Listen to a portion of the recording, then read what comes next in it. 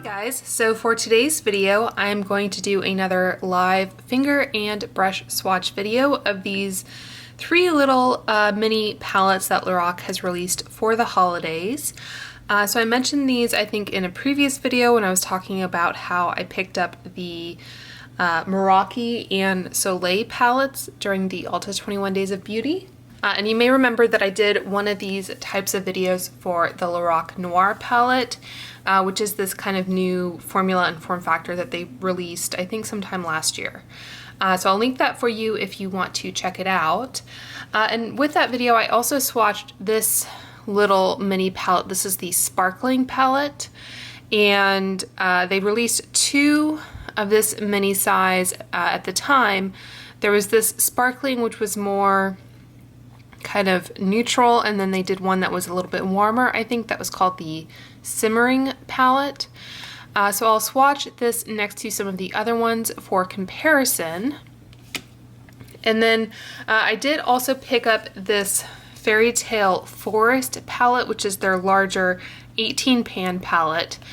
So I'll swatch this one in a separate video just for length and all that, but I figured since these are all kind of the same size and the same cost, I believe these are $15 a piece, which I think makes them a great little palette to pick up if you want to put them in a stocking, or if you just want something really small that you can take with you traveling, or if you just like the color stories. They aren't hugely expensive. And I really like this kind of theming that they went with. Obviously we have the forest theming for the larger palette, and then these are kind of wintry, but they're not overly Christmassy, so you won't get kind of sick of them after the holidays.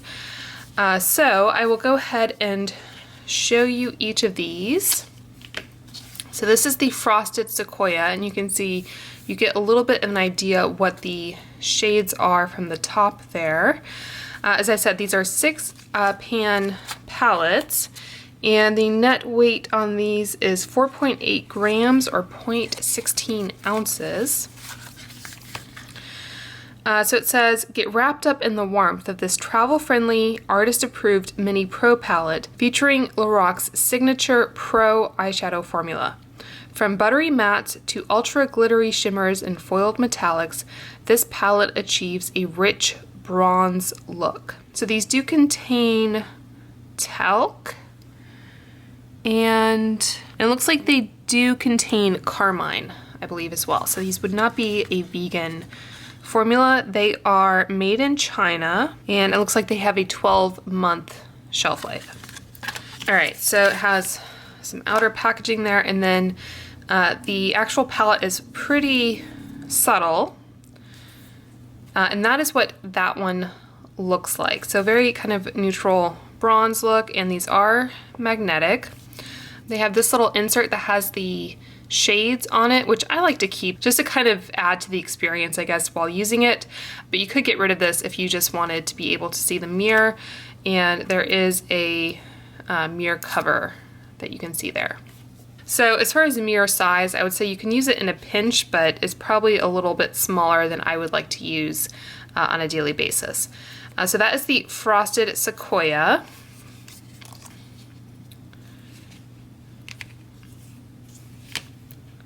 So I'll just put that one up to the side, and I'll have the Sparkling one here. So this is the Mystic Oak palette. Again, you get a little bit of a sense of the shadows on the top. And it says, this palette achieves a seductive, smoky look. And I think all the other language is the same.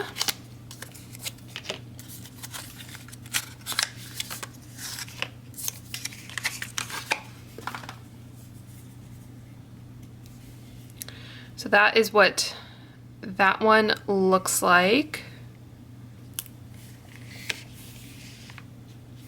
And then finally we have this Winter Rose palette. And for this one, it says you can achieve a romantic, rosy look. So those are the 4 minis in this formula that I have anyway. think I might turn down my lights just a tad because they're looking a little bit more washed out on the camera than they do in person. Okay, I think that's looking a little bit better there. Okay, so like I said, I've already swatched this one, but I will do some comparison swatches. So if you're familiar with how I like to do my swatches, I'll go through that very quickly here. So I like to swatch over an eyeshadow primer, and coincidentally the one I like to use is the LORAC Behind the Scenes Eye Primer because it's easy to dispense onto my arm. And then for brushes, I have two different types of brushes here. One is the Rephr number 2 brush, which is a version of the MAC 239, if you're familiar with the MAC brush line. So it is a natural hair little shader. And then for the shimmers or metallics, I like to use the Rephr number 21 brush.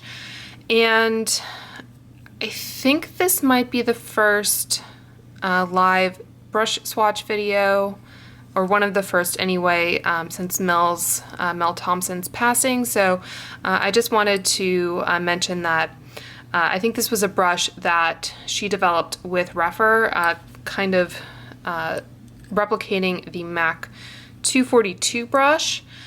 So I just wanted to give her a little shout out in terms of her involvement in the creation of this brush.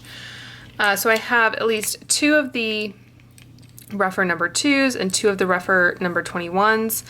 Obviously I have 3 palettes, so I might have to just kind of do the best I can to have a clean brush. I do have another Rephr number 2. This is their other older style, I guess, of brush packaging. So that's the same brush, but just a little bit different in appearance. And so with the shimmery and metallic shades, I like to do a dry brush and a finger swatch, and then also I will wet the brush using the Maracuja Miracle Mist from Tarte. And then to clean my brush as best I can in between swatches, I have this little Sigma, this was actually a sample of a brush cleaner, so something that you would use to wash your brushes with, but they've recently come out with something called the Sigma Switch, which I think is kind of similar to this in theory. It's just like a little silicone textured, almost looks like an oven glove that you can use to try to get off some of that shadow in between swatches. And I used to use the Verimona Color Switch, but I think that Sigma is a little bit gentler on the actual brushes, so I've switched to using that. Okay, so in no particular order, which one did I talk about first? I feel like I'm playing cards or something here. Okay, so let's talk about this Frosted Sequoia. So I did purchase these from Ulta, but I think you can also get them at Macy's and I think on the LORAC website now. So if you prefer one of those other retailers, it may be worth checking them out. All right, so let's begin with some primer. Some of these are kind of on their last leg here. All right, so my goal is to do one whole palette per arm. And as you can see with this one, the matte shades are all at the top and then the metallics are all at the bottom. All right, so let's go into these first 3 shades. We have Timber, which they call an ivory matte, Acorn, which is a warm brown matte, and then Sequoia, which is the dark brown taupe matte. And all of these feel pretty creamy to the touch. I would say of these 3, Sequoia is the driest. So I imagine it has kind of the most pigment in it, being the darker color.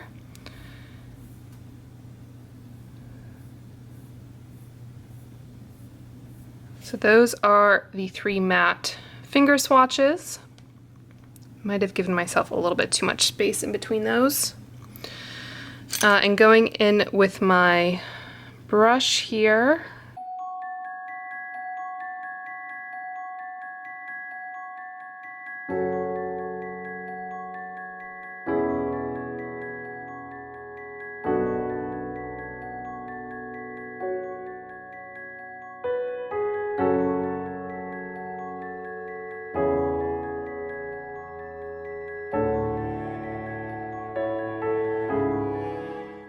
thing I like about LORAC shadows, they're not always kind of the most intensely pigmented, but they just have a nice, really creamy feel to them and a nice blend.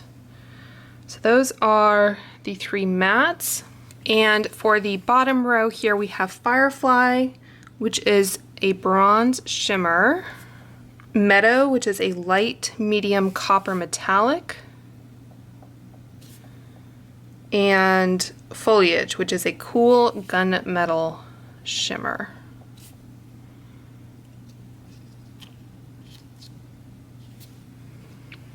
All right, so they do a very nice metallic formula here. Let's see. I might have to do some of these separately. So you can see the shine and the reflect on those, and I just really love that type of metallic formulation. All right, so going in with my dry Rephr 21.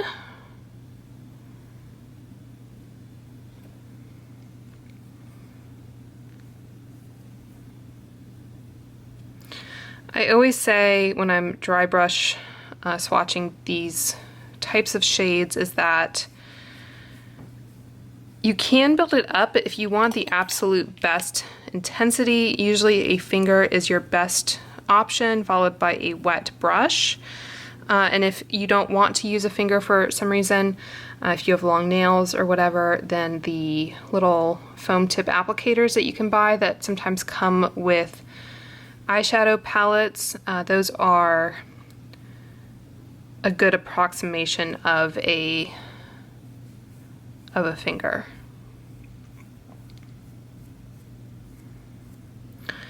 Problem with having such a small palette is that it's difficult to get my brush in there one-handed.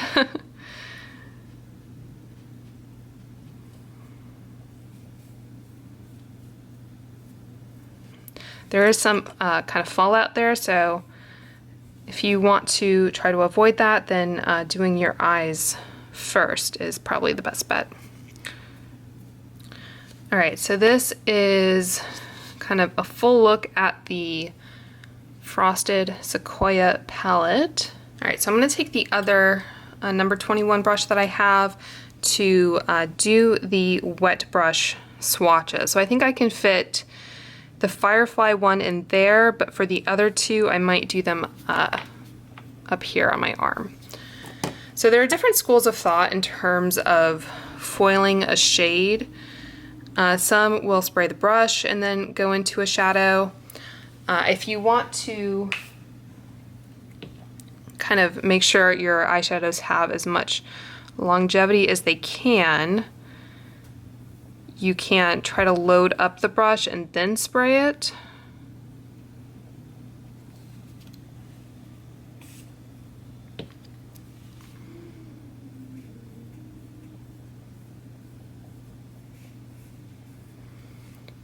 So that is finger, dry brush, and wet brush there.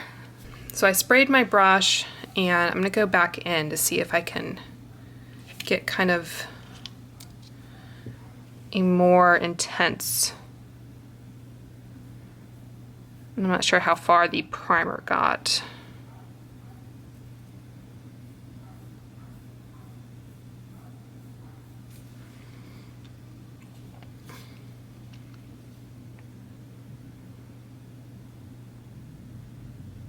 So I think all of those are pretty, it's just a matter of kind of how much work you want to do to use a brush, or if you just want to go in with your finger. Sometimes what I like to do is to use a brush, either wet or dry, to kind of get the outline and placement down, and then if I want to amplify the color, then I can go in with my finger to kind of tap over the shadow. All right, so I wet the brush, and this is the Meadow shade here.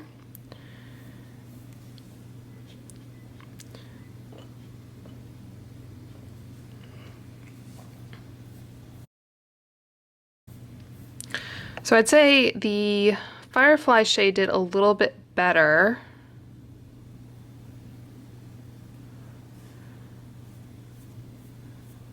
with a brush. Hopefully you can get all of those in frame. So that is Meadow, and then these are the other two Meadow. So finger, dry brush, and wet brush.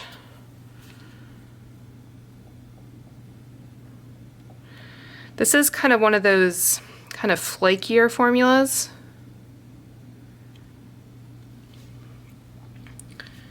So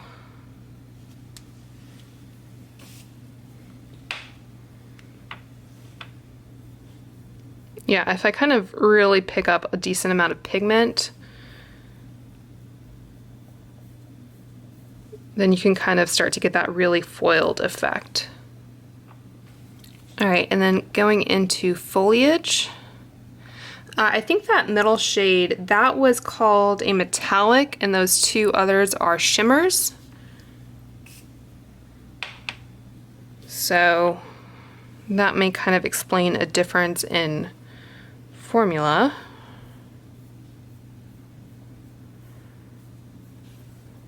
But I think these shimmers do kind of perform like metallics in some other brands.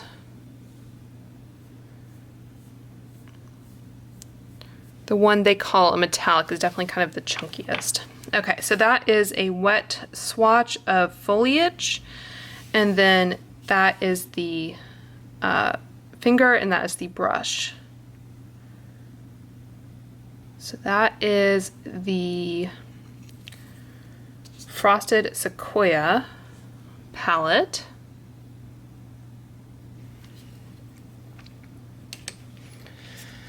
So to clean my arm off in between swatches, I will go in with a makeup wipe. Give you one last look before I wipe it all away. And then I do reapply the primer. Okay, so let's take a look at Mystic Oak. So 4 shimmers and 2 mattes on this one. And I guess since we're starting with a shimmer, maybe I'll be a little bit better at my spacing here. Okay, so let's just do all the shimmers. So this is Frost. That is a pearl shimmer, really beautiful, reflective. This one is Mist, and the texture looks a little bit more like that other metallic. That is a cool champagne shimmer. This one is Luna, which is a deep gray with silver shimmer. And Magic is a soft copper shimmer. I would say that's really more of a bronze than a copper. I think you're getting a much cooler tone there than what I think of as copper anyway. Okay, so let's do Frost, Mist. It's a really gorgeous, very reflective shade. Luna and Magic.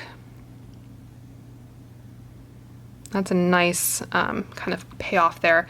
Of the 4, I'd say Frost and Luna seem to be the thinnest in texture. All right, so let's go in with my dry brush into Frost. I think I'd be surprised if this does well. I think this one kind of needs a little bit of help when it comes to application. So that is Frost. It would probably be a nice like inner corner shade because it's not too beaming. Going into Mist. See how this one does texturally. I think this is one where you can see you can kind of kick up some of the pigment.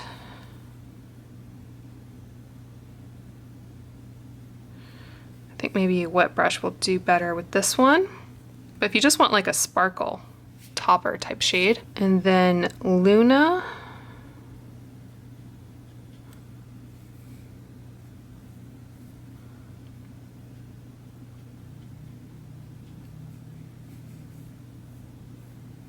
And finally, Magic.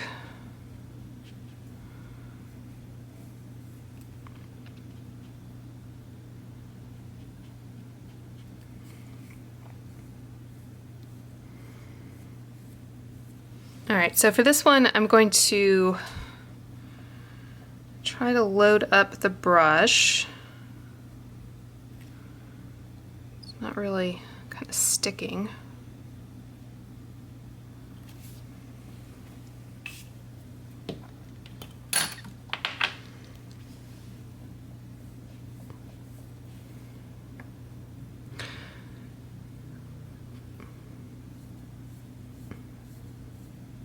Yeah, I mean, you can kind of see there's like some flakes there, but it's not giving me like a very nice smooth application.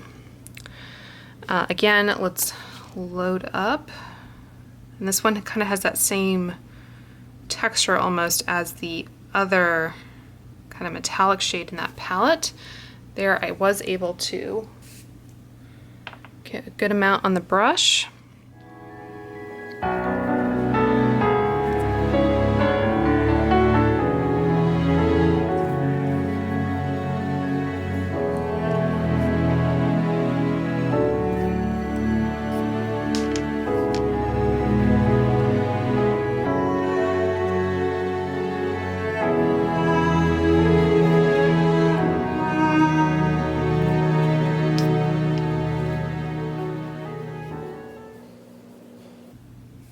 So as far as like wet brush goes, I think the Magic and Luna shades did the best out of the four.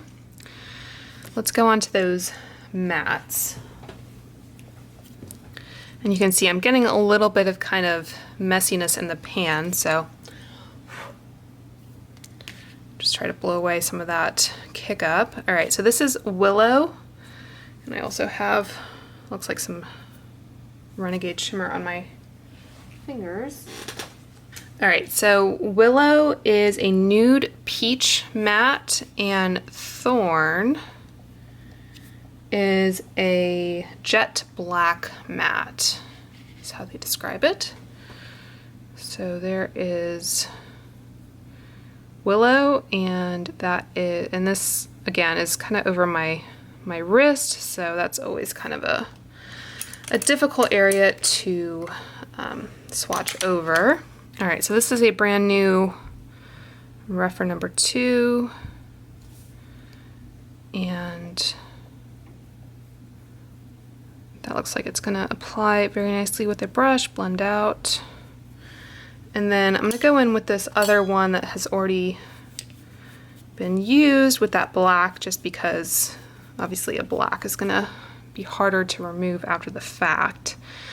I think I might go down here just to get kind of a better area of skin.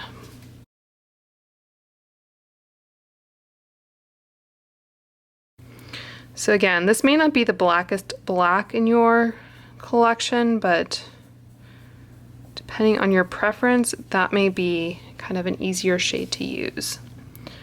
So that is the full palette there.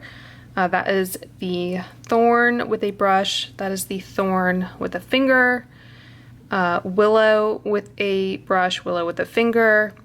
This is the shade Magic, so there's finger, dry brush, wet brush. This is the shade Luna, so finger, dry brush, wet brush. Mist, this is finger, dry brush, wet brush. And Frost, that is finger, dry brush, wet brush. So far from swatching, I think Frosted Sequoia performed a little bit better. Again, depending on your preference, I really like that Mist shade with a finger, but it didn't seem to perform as well with a brush. And as far as like staining or anything like that, I kind of took a first pass with a makeup eraser. And I'm using these like julep makeup wipes that I got in a BoxyCharm. This black doesn't really seem to want to come off there. And I do try to pat my arm dry in between. And then after I apply the primer, I try to just give it a little bit of time to kind of dry a little bit. Okay, so let's take a look at this one and flip over the little card there. All right, so it looks like we're gonna be doing metallics first again. So I'll do the first row here. We have Twinkle, which is a soft beige gold that is a really nice reflective color. Everglow, which is a soft golden shimmer. And Wild, which is a reddish brown metallic. So this metallic is supposed to be a different formula from this shimmer. And for Twinkle, at least on the Ulta website, it doesn't really specify the formula. Okay, so Twinkle, Everglow, and Wild. All right, and going in with my dry brush here, this is Twinkle.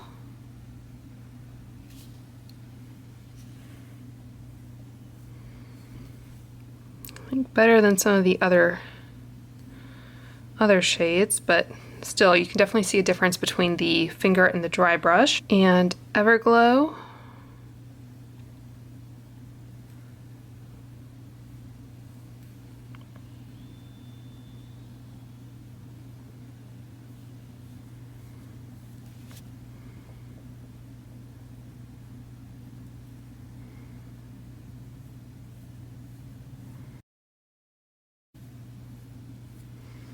So I think all three of those are decent with the brush.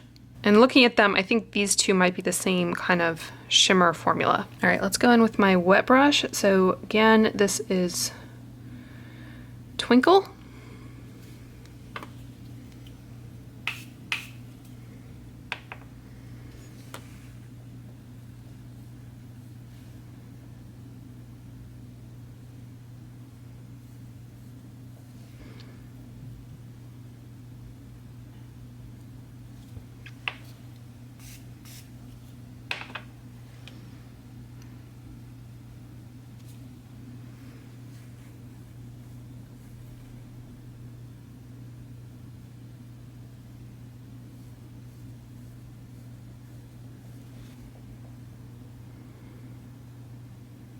And Wild.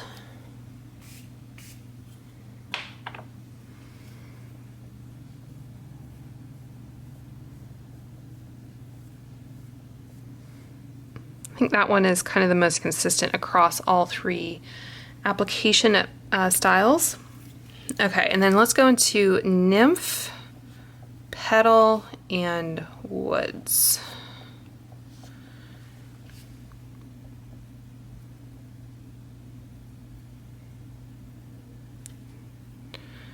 All right, so the brush going into Nymph.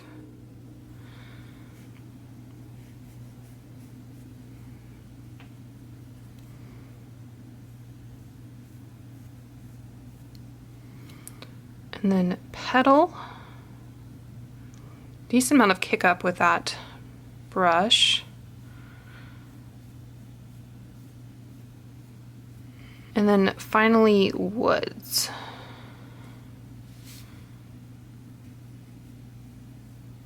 Might swatch that one on my upper arm as well, just because I don't think the primer made it down that far.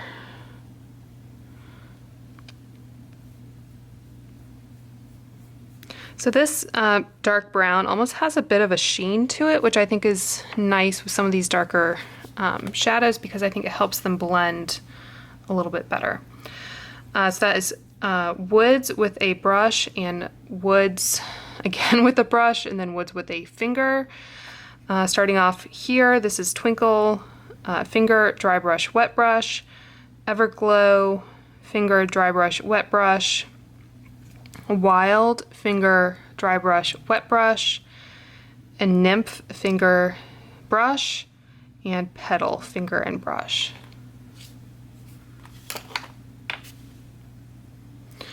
Okay, so just based on this kind of swatching experiment, start talking while I clean off my arm again. I would say Mystic Oak was probably the worst out of the 3 palettes here in terms of the performance. I would say, I think Winter Rose was the best, and then I would put Frosted Sequoia in the middle. So if you wanted to go purely off kind of how well they perform and not the shades or anything like that, then I would recommend going with Winter Rose followed by Frosted Sequoia. So unlike the larger palettes, these pans don't pop out of the packaging. So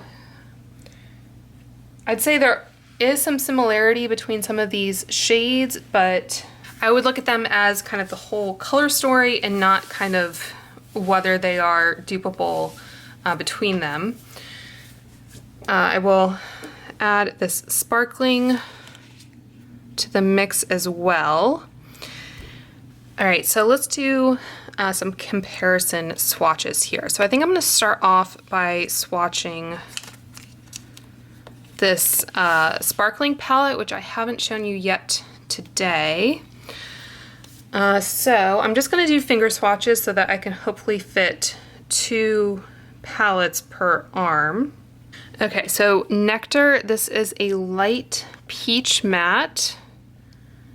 Light brown is a soft taupe matte, and then mauve is a pale lilac matte.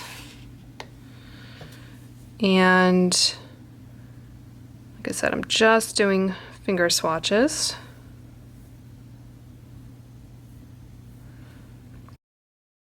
And again, I do try to let my arm kind of dry as much as I can in between.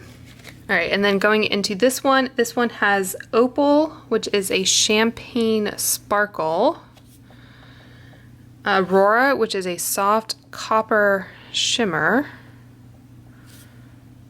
And Cocoa, which is a deep brown with pink and purple shimmer. So I did, I think, use the same technique of swatching with a brush in that earlier video. So if you do want to see how this one does with a brush, I'll link that for you. But that is that color story.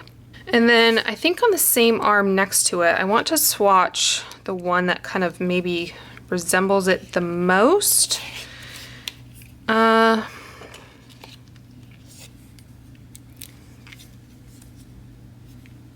think I'm gonna go with Winter Rose, and then I'll swatch these 2 on the other arm, because this one has that kind of yellowy, ochre shade almost, although I think this one and the Mystic Oak might be more similar.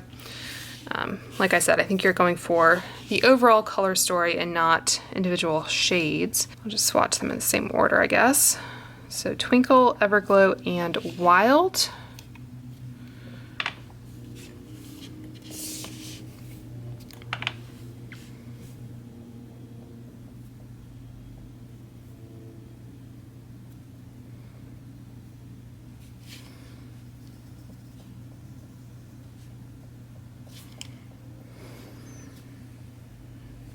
And then Nymph,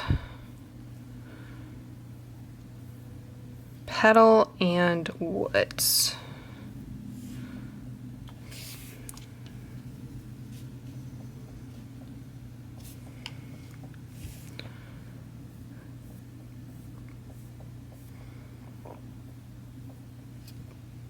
So this one is the Sparkling palette, and this one is the Winter Rose palette. I have to say that Sparkling palette still really holds up. So if you're just trying to pick up one and you like that color story, I would say take a close look at that one, even though it's been out for a while, to see if that is one that you will enjoy using. So I'm going in on my right arm now. So we're doing the best we can here in terms of getting kind of consistent swatches, but all right, so this is Timber, Acorn, and Sequoia in the Frosted Sequoia.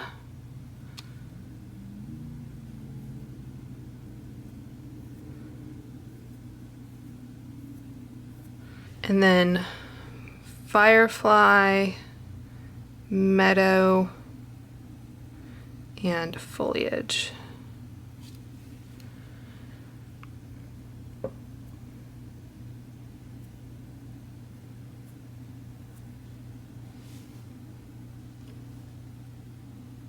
All right, and then finally we have the Mystic Oak.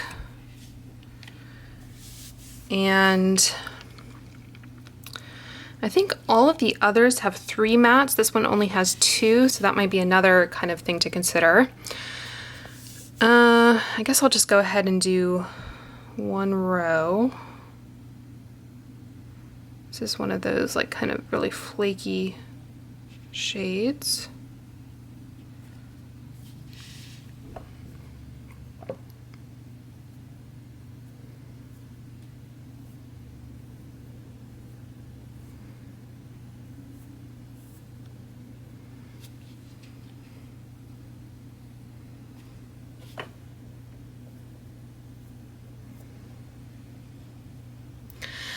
I don't think this palette is worth purchasing for just that one shade. You may not even like that type of formula, that really flaky, shiny reflectiveness. But if you do pick it up, it might be worth going into for just that one shade. All right, and then this final row,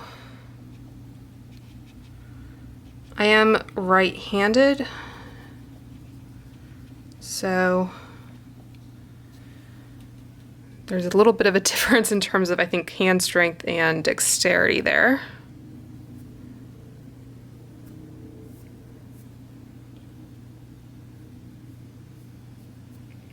Okay, so let's take a look, and hopefully I will remember which one goes where here. I think that's as far out as I can get, and I'm just barely capturing all 4 palettes in the frame. But as I'm looking at it, I think the arm on the left, my left arm, the top 6 shades there are the Winter Rose palette. So top 6 shades are the Winter Rose palette, and then the bottom 6 are the Sparkling palette. And on the other arm, we have the top 6 are the Frosted Sequoia, and then the bottom 6 are the Mystic Oak.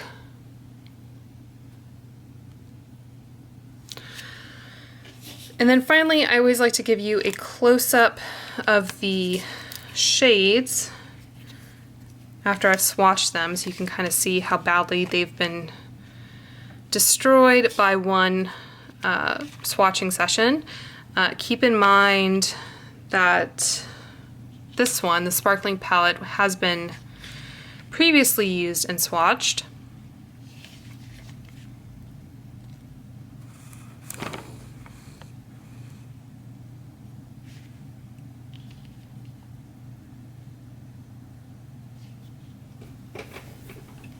All right, so I think that's gonna do it for this video. I hope you all found it helpful and maybe gave you some ideas of what palette might be worth picking up. I will be doing a separate video for that larger Fairytale Forest palette, which I guess I will go ahead and give you a little sneak peek of. So this is the Fairytale Forest.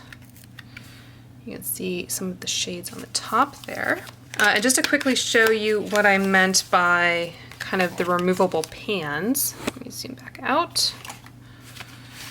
So that is the actual palette. But then if you look in the box, there's this little section on the side here, which has one of these little metal kind of keys. And I know I have some from my other palettes. So if you do get this palette, make sure to not throw away the box before you take that out.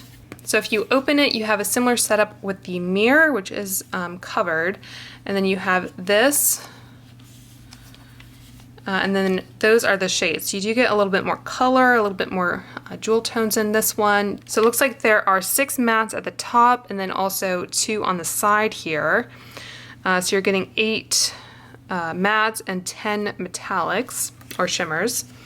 And I believe the pan size is the same as the little ones. So with these, you can actually flip this part up, and then you see the holes on the back there where you can pop out a pan. So if you already have the Noir or the Soleil, you can kind of combine these palettes. And they do sell some refills, not their entire lineup, but if you do run through kind of one of your more commonly used shades, then you can refill it. Okay, so that's a little preview of the Fairytale Forest palette. So make sure to subscribe if you are interested in this one, as well as other videos like this. I hope you guys are all doing very well and staying safe, and I will talk to you soon. Bye.